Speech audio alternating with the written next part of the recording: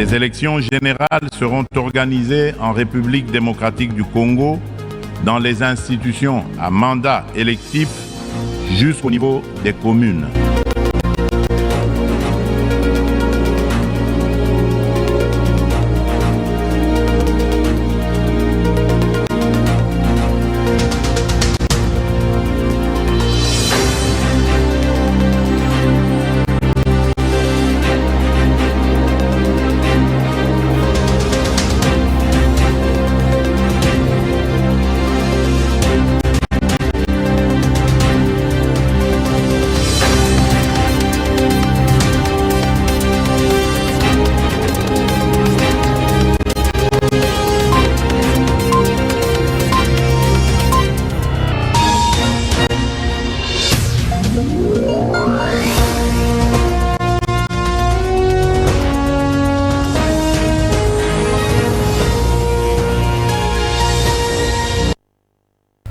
Mesdames, Messieurs, bienvenue dans cette édition d'information sur RTNK. Nous sommes en direct de Bukavu dans l'est de la République démocratique du Congo.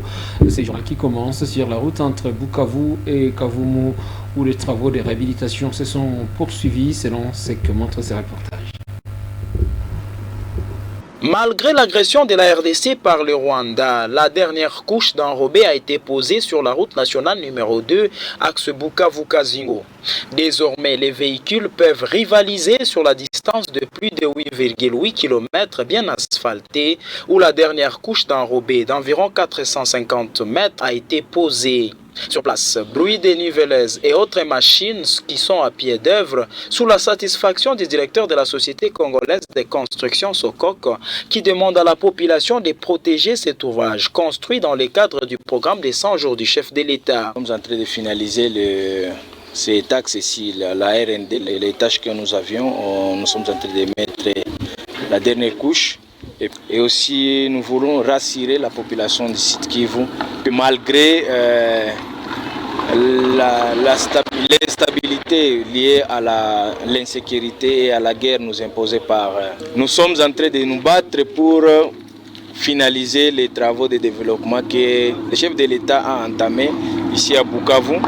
Et bonne nouvelle pour la population parce que après ici, la RND, nous allons partir maintenant, nous concentrer sur Moumba et la Botte. Donc, avec cette route, fini les calvaires sur cette partie reliant Bukavu dans le sud Kivu à la ville de Goma dans le nord Kivu, se réjouissent les usagers. La Société congolaise de construction poursuit également les travaux de canalisation des eaux sur avenue Moumba pour permettre la pose de la couche d'enrobé et finaliser l'asphaltage des routes Moumba et la Botte dans la ville de Bukavu.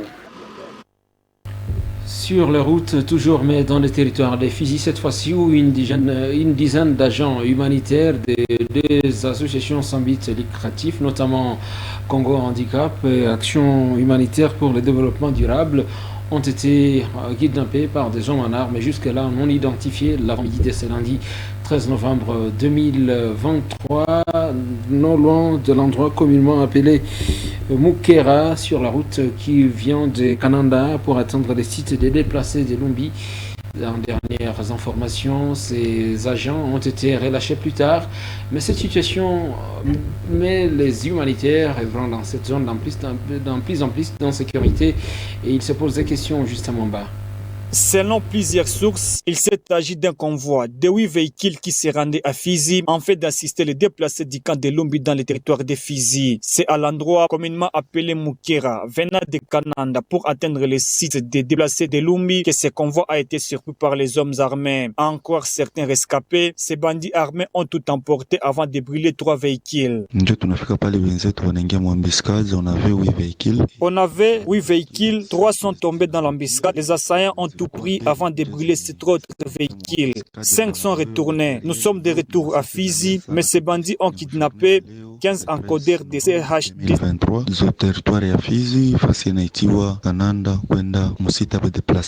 La nouvelle est confirmée par la société civile des compatriotes congolais qui condamne ces actes et indique que pareil sabotage contribue à la déstabilisation de la situation sécuritaire des paisibles citoyens dans cette partie de la province du Sud Kivu. Ces sorties plaident pour l'implication l'action des autorités compétentes en fait de traquer ces malfrats pour sécuriser la population et faciliter la circulation dans cette entité. Contacté, le chef du village Moukera confirme cette information. Celui-ci ajoute qu'aussitôt la nouvelle est arrivée, les agents de l'ordre et les Ouazalendo ont entamé la traque contre ces bandits armés. Il cite de noter qu'il y a quelques mois, 3 autres agents humanitaires de l'organisation AIDS ont été enlevés par les hommes armés entre les villages Moukera et Itota, toujours dans le territoire de Fizi. Les commandants de la 33e région militaire, les général-major Yavavula, oblige les civils qui habitent en Kansayo de déguerpir. En tout cas, il faut libérer ces camps réservés uniquement aux militaires dans un bref délai d'ailleurs. Le message a été percuté samedi dernier au cours des cérémonies de funérailles de 2 policiers et un militaire. Cérémonies qui se sont tenues au Kansayo dans la commune d'Ibanda, ici à Bukavu. À cette occasion, le colonel Loesso Bonaventure a salué la mesure du général du commandant de la 33e région militaire. Il estime que cette mesure est tombée à point nommé et pour lui c'est pour revaloriser à nouveau les camps militaires, notamment à part ceux de Bukavu, mais aussi ceux de toute la province du sud Kivu et de toute la 33e région militaire. Le colonel Loesso Bonaventure dans ses propos recueillis par Justin Mamba. Il nous a tiré les oreilles, nous tous, nous commandants camps militaires de la garnison de Bukavu, que ce soit de la police, que ce soit de nous FARDC. Et c'est ce que vous aussi de la presse, vous devez relayer, parce qu'il y a de ces gens qui s'adonnent le courage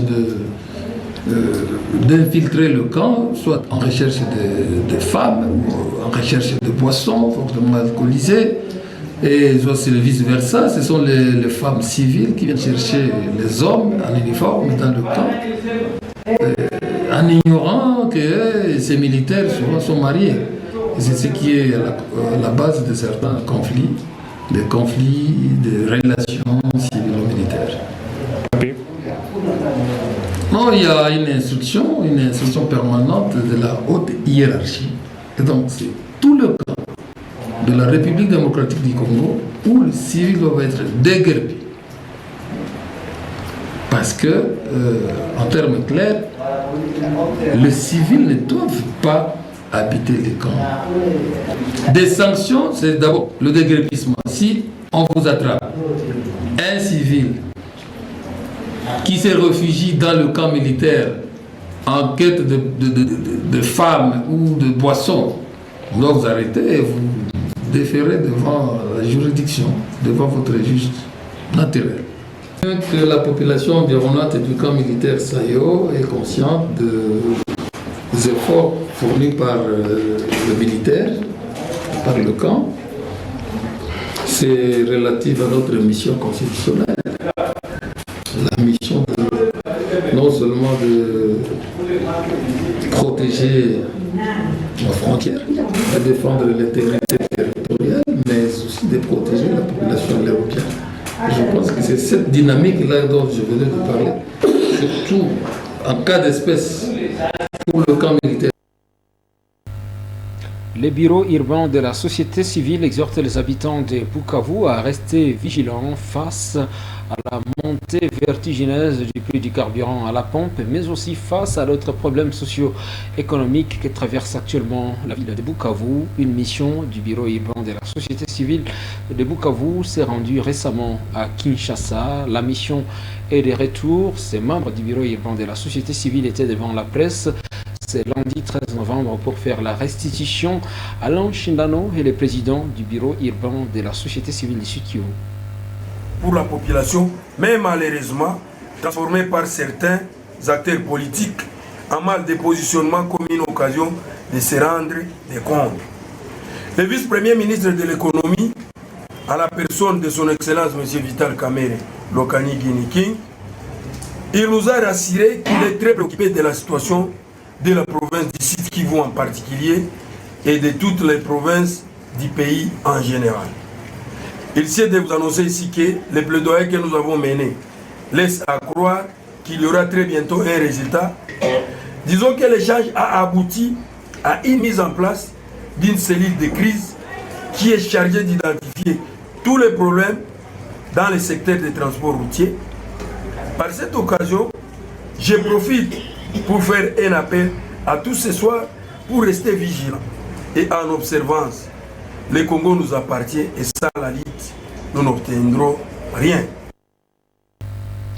L'université du Surmad unique ISGA située sur avenue ISGA dans la commune d'Ibanda a procédé ce lundi 13 novembre à l'ouverture solennelle de l'année académique 2023-2024. À cette occasion, les étudiants au sein de cette institution d'enseignement supérieur et universitaire ont été appelés à plus d'assiduité pour des bons résultats à la fin de cette année académique. Explication signée Douce Chipinda. Toutes les batteries mises en marche, horaires des cours aux valves, les enseignants et étudiants ont répondu présents pour cette première journée de l'année académique. Dans une rencontre avec les autorités avant le début des cours, les autorités de l'UNIC ISGA exhortent à se mettre au travail et bien suivre les règlements et instructions académiques pour leur réussite. Professeur Norbert Matouaranzabazan, directeur de cette université, indique que toutes les conditions sont réunies pour mettre les étudiants au centre de leur formation. Donc c'est ça le message clé, qu'ils aient confiance à l'UNIC Bukavu comme institution. C'est une institution qui est respectueuse des lois et des règlements du ministère de l'enseignement supérieur universitaire. Je l'ai dit pourquoi? Parce que vous voyez, au moment où les autres universités sont encore en train de faire la délibération, je ne sais pas, les examens, nous avions collé pour l'année passée à temps prescrit par la loi. Et vous savez, cette année est plus difficile à gérer, d'autant plus que c'est la première année où le LMD va coller ses premiers licenciés dans le système licence, master, doctorat. La qualité, c'est notre domaine. Si on n'avait pas la qualité depuis autant d'années, on ne pouvait pas étudier. Si nous augmentons les effectifs d'année en année, c'est parce que nous avons la qualité des enseignants. Signalons que l'université du CEPROMAT organise plusieurs options dont les sciences économiques, les sciences sociales et dispose d'un institut supérieur des techniques médicales et management. Et l'Institut supérieur de commerce ISC Bukavu annonce l'organisation d'un master complémentaire dans différentes filières, mais aussi le lancement de 2 filières à grand potentiel pour les jeunes de Bukavu et du Sud Kivu, mais aussi de la RDC en général. C'est ce qu'a précisé le directeur général de l'ISC lors de la cérémonie d'ouverture de l'année académique 2023-2024 ce lundi à Bukavu. Eric Chocolat. Dans la grande salle de l'ISC pleine de nouveaux étudiants vêtus en tricot noir, blanc et vert, où l'on écrit bienvenue à l'ISC, le directeur général de l'ISC s'inscrit dans la logique de la tutelle qui gère les enseignements supérieurs et universitaires pour lancer l'année académique 2023-2024. En présence des différents corps académiques au sein de l'ISC, professeur Kamala Kaoma Christian rassure le début de l'enseignement orienté vers la professionnalisation grâce à plusieurs pratiques auxquelles seront soumis les étudiants. Et raison de les inviter au travail bien fait afin d'espérer aux résultats escomptés. Sur place, le DG de l'ISC annonce le lancement de la filière des logistiques et transports ainsi que celle du secrétariat et direction. À lui d'ajouter que cette année aura comme spécialité l'organisation de masters complémentaires en faveur des anciens licenciés. Ces 2 filières-là viennent s'ajouter à toutes les autres filières, aux 7 filières que l'Institut supérieur de commerce de Bukavu organisé par le passé, qui sont des filières qui ont un grand potentiel entrepreneurial pour des jeunes qui vont pouvoir y entrer. Alors la deuxième nouveauté, c'est que, en fait, nous sommes partis d'un système d'enseignement, d'un système de formation qui était organisé sous le format graduat licence vers le système de formation connu sous l'appellation LMD. Donc, ce master complémentaire a pour objectif de leur donner la possibilité de suivre la formation en une année, de manière à pouvoir être admissible au doctorat. Pour y parvenir, le DG de l'USC conclut que des plaidoyers continuent pour que l'USC puisse avoir une adresse afin de travailler dans de bonnes conditions. Signalons qu'avant le lancement proprement dit des enseignements, les nouveaux étudiants seront soumis à l'initiation à la vie académique. La paix à travers l'art pour la cohésion sociale dans la commune de Baguira dans la ville de Bukavu, dans la province du Sud Kivu, dans la République démocratique du Congo et à travers le monde. C'est parmi l'exposition, mais aussi la remise des brevets, la remise des certificats de participation aux bénéficiaires de la formation en art plastique organisée par les artistes de Bagira ici à Bukavu, des artistes qui sont réunis au sein de Cosmos Center. La cérémonie a eu lieu dimanche le 12 novembre dernier à Bagira, dans la commune qui porte le même nom. Émile Chintwali est le président directeur, il est donc le directeur de Cosmos Center. Il estime que les enfants qui ont été formés seront capables de promouvoir la paix, la lutte contre les violences basées sur les genres, mais aussi privilégier la cohésion sociale à travers notamment les décès, l'art, la poésie et l'islam. Je propose d'écouter Émile Chintwali. C'était une activité dans laquelle nous voulons que nos œuvres s'expriment à notre place, parce que comme vous le voyez, ce sont les œuvres qui parlent à notre place. Aussi, non seulement qu'on voulait prévenir les enfants bénéficiaires de notre formation en art plastique, qui a eu lieu le 19 juillet au 19 août, ici même. Et c'est pourquoi nous avons jugé bon de les remettre leur certificat de participation, aussi faire exhiber ce que nous avons réalisé tout au long de cette formation durant un mois. L'objectif est d'encadrer l'accompagnement, la promotion de l'art, la promotion de l'art oratoire et ainsi que l'art plastique. Nous voulons à ce que nous encadrons les jeunes, non seulement durant la période des vacances, mais aussi qu'ils soient capacités, qu'ils aient un bagage dans l'art plastique, afin que ce qu'ils seront en train de réaliser par la leur place.